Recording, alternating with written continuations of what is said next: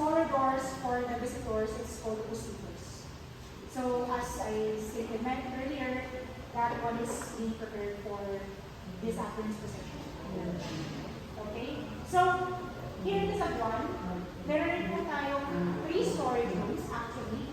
So one would be inside the storage room. So normally it's ready armrests or older broken furniture that the family no longer uses. So I can show you what they look like inside.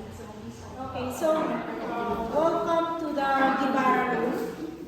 So just a brief background about this room. Kasi before there was NAIA Terminal 2, there used to be Nayan Filipino, owned by the Guevara family.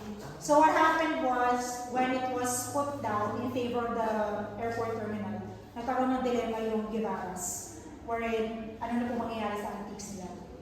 So that was how Museo de la Saudade ito, a partnership relation na hindi po namin.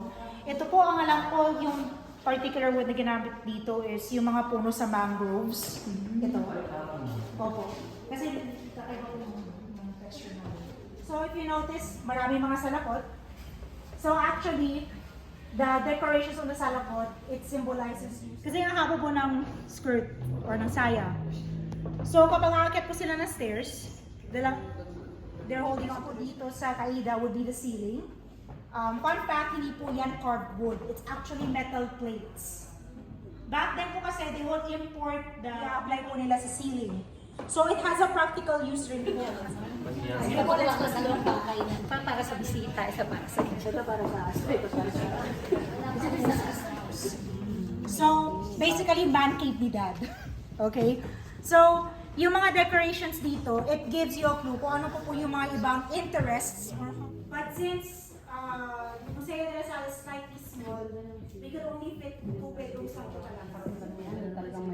So, kaya po siya lace, kaya po lace yung drapings dito.